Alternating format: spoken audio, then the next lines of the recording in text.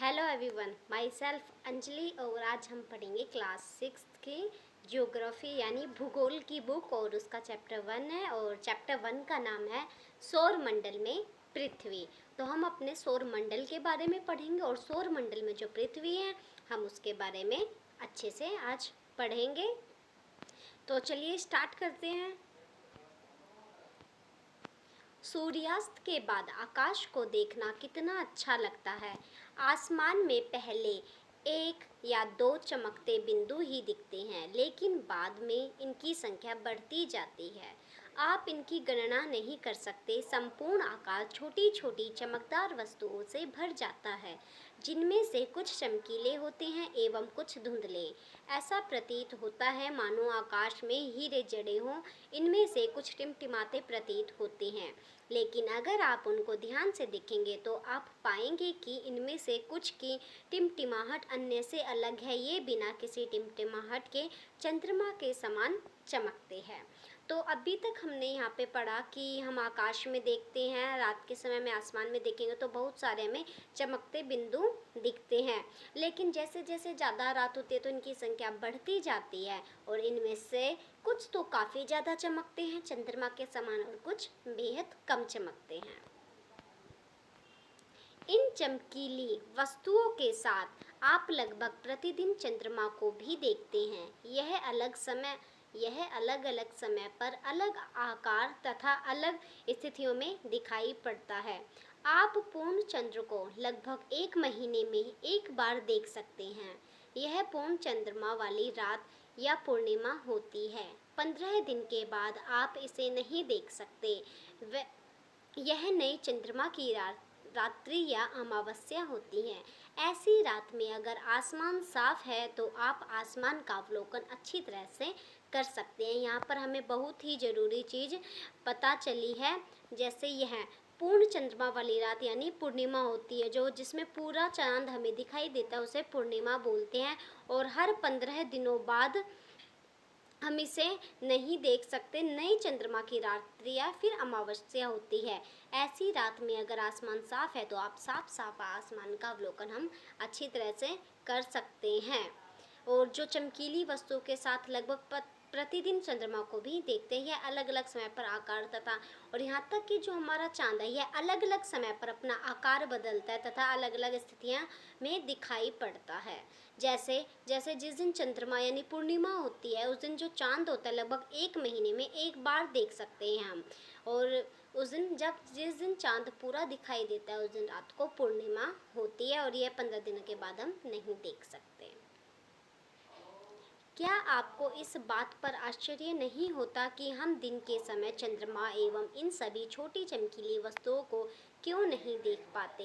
ऐसा इसलिए है क्योंकि सूर्य के अत्यधिक तेज प्रकाश के कारण रात के समय चमकने वाली वस्तुओं को हम दिन में नहीं देख पाते। तो क्या कभी हमारे या तुम्हारे दिमाग में ये बात नहीं आई कि हम रात को देखते हैं चांद को, तारों को, लेकिन हम दिन में क्यों नहीं देख पाते इनको? हम दिन में इसलिए नहीं देख पाते इन सभी छोटी चमकीली वस्तुओं को क्योंकि जो सूर्य का प्रकाश होता है वो इतना अत्यधिक तेज होता है। उन सबसे ज़्यादा रोशनी सूर्य के प्रकाश में होती है कि वे सूर्य के प्रकाश के कारण वे चीज़ें हमें नज़र नहीं आती है, अर्थात हम उनको देख नहीं सकते। सूर्य का प्रकाश ही इतना तेज होता है, इसलिए वो हमें रात के समय में दिखाई देती है। सूर्य, चंद्रमा तथा वे सभी वस्तुएं जो रात के समय आसमान में चमकती है खगोलीय पिंड कहलाती है। तो यहाँ से प्रश्न हमेशा आता है, आगे भी आएगा, आपकी क्लास में भी आएगा कि खगोलीय पिंड किसे कहते हैं। तो रात के समय में जो भी वस्तुएं चमकती है जैसे चांद, तारे, ये सारी चीज़ें खगोलीय पिंड कहलाती है हमारे। कुछ खगोलीय पिंड बड़े आकार वाले तथा गर्म होते हैं। ये गैसों से बने होते हैं। इनके पास अपनी ऊष्मा तथा प्रकाश होता है जिसे वे बहुत बड़ी मात्रा में उत्सर्जित करते हैं। इन खगोलीय पिंडों को तारा कहते हैं। सूर्य भी एक तारा है। तो जो खगोलीय पिंड होते हैं कुछ ही आकार में बहुत बड़े होते हैं और गर्म होते हैं। यहाँ तक कि ये गैसों से बने होते हैं और इनके पास अपनी हीट एंड लाइट होता है यानी अपनी ऊष्मा तथा प्रकाश होता है जिसे वे बहुत बड़ी मात्रा में उत्सर्जित करते हैं और इन खगोलीय पिंडों को हम तारा कहते हैं। जो ये खगोलीय पिंड होते हैं जिनके पास बहुत ज़्यादा गैस और गर्म होते हैं ये, और इनके पास अपनी हीट और लाइट होते हैं, तो ये तारे कहलाएंगे। जो तारा है इन खगोलीय पिंडों को हम तारा ही कहते हैं, यानी रात में जो चमकते हैं वो खगोलीय पिंड होते हैं और हम उनको तारा बोलते हैं। और यहाँ तक कि जो सूरज है वो भी एक प्रकार का तारा है, क्योंकि उसके पास अपनी ऊष्मा है और अपना प्रकाश है और उसके पास गैसें भी है काफ़ी, तो इसलिए वो भी एक तारा हुआ एक प्रकार का। अब आप चित्र में देख सकते हो एक लड़की है, ये उत्तर दिशा से, और ये संकेतिक तारे हैं आपको यहाँ पे नजर आ रहे हैं, और एक लाइन जा रही है सीधा है, ये लड़की देख रही है आसमान की तरफ, और ऊपर है यहाँ पर ध्रुव तारा। तो हम देखते हैं, पहले पढ़ते हैं हम इसके बारे में आखिर ये होता क्या है।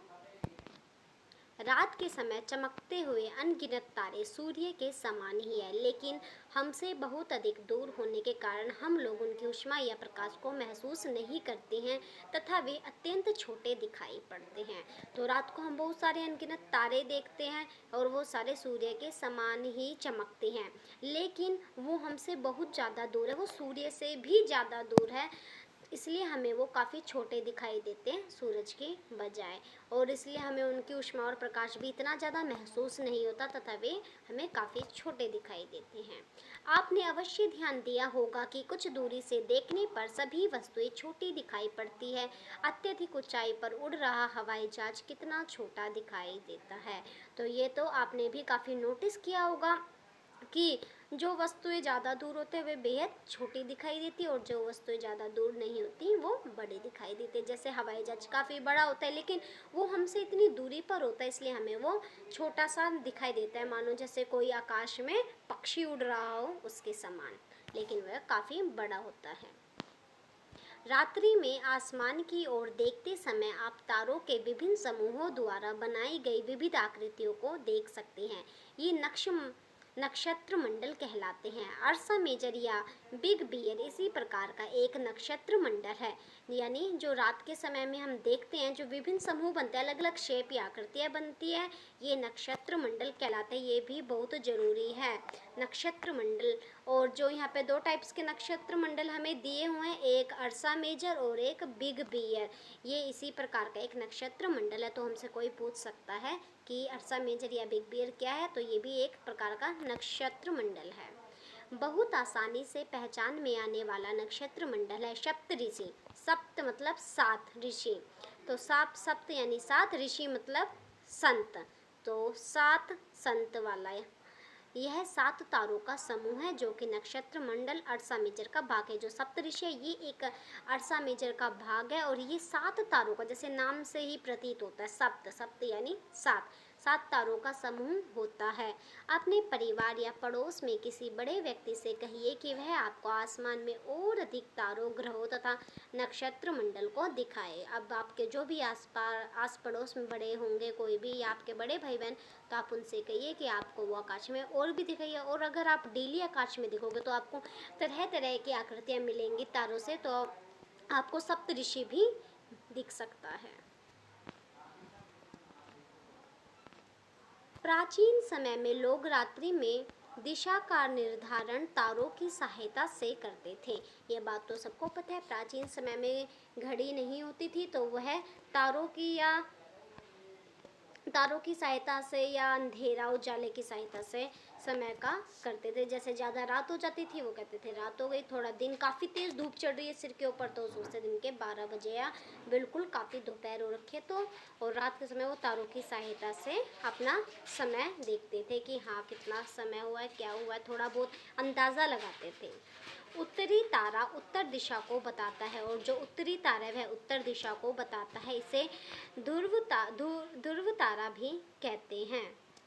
यह आसमान में हमेशा एक ही स्थान पर रहता है। हम सप्तऋषि की सहायता से ध्रुव तारे की स्थिति को जान सकते हैं। चित्र 1.1 में आप देखेंगे कि यह सप्तऋषि मंडल के संकेतक तारों को आपस में मिलाते हुए एक काल्पनिक रेखा खींची जाए एवं उसे आगे की ओर बढ़ाया जाए तो यह ध्रुव तारे की ओर इंगित करेगी। तो आप देख सकते हो ये जो यहाँ पर है ये तो है सप्तऋषि का 1 2 3 4 5 6 7 बन रहे हैं। और जब हम इसमें से एक काल्पनिक रेखा खींचते हैं और उत्तर दिशा की ओर होता है तो ये बन जाता है ध्रुव तारा। तो जो ध्रुव तारा होता है हमेशा उत्तर दिशा का ही संकेत करता है और ये उत्तर दिशा की ही तरफ होता है। यह आसमान में हमेशा एक ही स्थान पर रहता है। हम सप्तऋषि की सहायता से ध्रुव तारे की स्थिति को जान सकते हैं। ये तो हमने पढ़ लिया। आगे पढ़ते हैं। कुछ खगोलीय पिंडों में अपना प्रकाश एवं ऊष्मा नहीं होती। अभी तक हमने पढ़ा था कि कुछ खगोलीय पिंड ऐसे हैं जिसमें अपने आकाश, अपने ऊष्मा तथा प्रकाश होता है, लेकिन कुछ ऐसे भी होते हैं इनके अलावा जिनमें अपने प्रकाश एवं ऊष्मा नहीं होते। वे तारों के प्रकाश से प्रकाशित होते हैं। तो वे खगोलीय पिंड तारों के प्रकाश, यानी जब उन पर तारों की रोशनी पड़ती है वे तभी चमकते हैं। ऐसे पिंड ग्रह कहलाते हैं। तो जो ऐसे पिंड होते हैं ये ग्रह कहलाते हैं। ये बहुत बहुत इम्पोर्टेंट बात है कि ग्रह क्या होते हैं। ग्रह या ग्रहों के पास क्या अपनी प्रकाश या ऊष्मा होता है। तो हमें यहाँ से अच्छे से जानने को मिलेगा कि जो ग्रह होते हैं वो खगोलीय पिंड की तरह ही होते हैं, लेकिन ये ऐसे खगोलीय पिंड होते हैं जिनके पास अपना प्रकाश और ऊष्मा नहीं होता। और जिन खगोलीय पिंडों के पास अपना प्रकाश तथा ऊष्मा नहीं होता ये पिंड ग्रह कहलाते हैं। ग्रह जिसे अंग्रेजी में प्लैनेट कहते हैं और ग्रह को अंग्रेजी में हम प्लैनेट बोलते हैं। ग्रीक भाषा के प्लेनेटाई शब्द से बना है जिसका अर्थ होता है परिभ्रमक, अर्थात चारों ओर घूमने वाला। और इसका मतलब होता है चारों ओर घूमने वाला। जिस पर हम रहते हैं एक ग्रह है और हम जिस पर अभी रह रहे हैं वो भी एक प्रकार का ग्रह है जो पृथ्वी के सबसे नज़दीक का तारा है। पृथ्वी को बहुत अधिक दूरी से, जैसे चंद्रमा से देखने पर यह चंद्रमा की तरह चमकती हुई प्रतीत होगी। जैसे जो पृथ्वी हम उसकी तरह देखेंगे चंद्रमा से तो यह उसी की तरह ही चमकती हुई हमें दिखेगी। अब आप यहाँ पे देख सकते हो, यहाँ पे बहुत ही सुंदर तरीके से हमें बताया गया है कि सूरज है पहले, सूरज के बाद यहाँ पर ये अलग तरह के आ रहे हैं। आप इनसे इनकी दिशा देख सकते हैं। पहले नंबर पे सूरज और फिर किस नंबर पे क्या है, आप उस इनकी स्थिति का अंदाजा लगा सकते हैं। आसमान में दिखने वाला चंद्रमा एक उपग्रह है और जो हमें एक चंद्रमा दिखाई देता है वो एक तरह का उपग्रह है। यह हमारी पृथ्वी का सहचर है तथा इसके चारों ओर चक्कर लगाता है। और जो चंद्रमा है वो हमारी पृथ्वी के चारों ओर चक्कर लगाता है। हमारी पृथ्वी के समान 7 अन्य ग्रह हैं जो सूर्य से प्रकाश एवं ऊष्मा प्राप्त करते हैं। उनमें से कुछ के पास अपने चंद्रमा भी है और 7 ऐसे ग्रह जिनके पास खुद के अपने चंद्रमा है और वो सूरज से सूर्य और प्रकाश और ऊष्मा प्राप्त करते हैं। अब यहाँ पर जानते हैं बहुत ही जनरल नॉलेज की बातें हैं। क्या आप जानते हैं हमें पौराणिक रोमन कहानियों में सोल सूर्य देवता को कहा जाता था। यानी जो पुराने ज़माने की पौराणिक कहानियाँ थी, रोमन कहानियाँ, उसमें जो सोल होता था, सोल हम कहते थे सूर्य देवता को। और सौर शब्द का अर्थ है सूर्य से संबंधित, इसीलिए सूर्य के परिवार को हम सौर मंडल कहा जाता है। इसीलिए हमारे पाठ का नाम है सौर मंडल भी है। सौर मंडल में पृथ्वी, तो सौर मंडल पुराने ज़माने में सोल को कहते थे सूर्य या देवता, तो उसी से ही ये सूर्य से संबंधित हुआ जो सौर हमारा शब्द है। और मंडल यानी पूरा सौर का पूरा सिस्टम, यानी सूर्य के परिवार को, जितने भी सूर्य के परिवार हैं हम इन्हें सौर मंडल कहते हैं। सौर शब्द का उपयोग करते हुए और अधिक शब्दों को लिखे। तो ये बता रखा है कि सौर शब्द का उपयोग करते हुए आप और अधिक शब्दों को लिख सकते हैं। तो एक तरह की एक्टिविटी होगी, आप घर में आराम से कर सकते हैं, बड़ों की सहायता भी ले सकते हैं। अब ये शब्द की उत्पत्ति, यानी कहाँ से शब्द की उत्पत्ति हुई। ऐसे बहुत से शब्द जिनका उपयोग हम एक भाषा में करते हैं अक्सर वे दूसरी भाषाओं से लिए गए शब्द हो सकते हैं।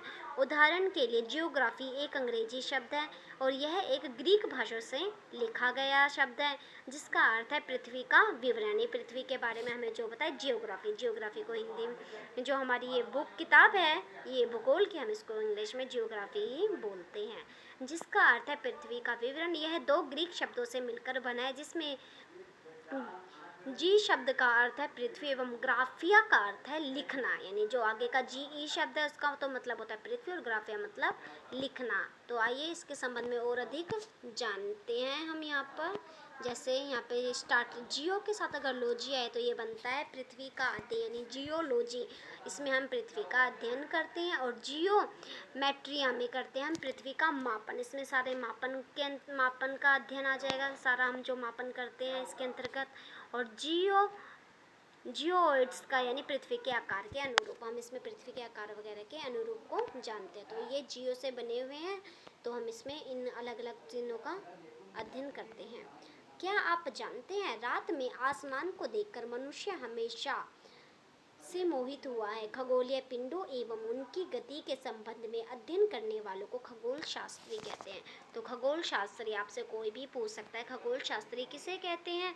जो खगोलीय पिंडों एवं उनकी गति के संबंध में अध्ययन करने वाला हो वह खगोल शास्त्री कहलाएगा। आर्यभट्ट प्राचीन भारत के प्रसिद्ध खगोल शास्त्री थे। जो आर्यभट्ट थे ये काफ़ी प्रसिद्ध खगोल शास्त्री थे और उन्होंने कहा था कि सभी ग्रह तथा चंद्रमा परावर्तित सूर्य प्रकाश के कारण चमकते हैं। आज विश्व के सभी भागों में खगोलविद ब्रह्मांड के रहस्यों को खोजने में लगे हैं। अब हम पढ़ेंगे के बारे में कि सौरमंडल के बारे में, फिर सौरमंडल में भी सबके बारे में पढ़ेंगे, सूर्य, ग्रह और पृथ्वी, और फिर इनमें जितने भी हमारे आगे आते हैं चंद्रमा और जितने भी खगोलीय पिंड हैं। लेकिन आज के लिए इतना ही। सौरमंडल से हम अगली क्लास में पढ़ेंगे। आई होप आपको इतना समझ में आया होगा।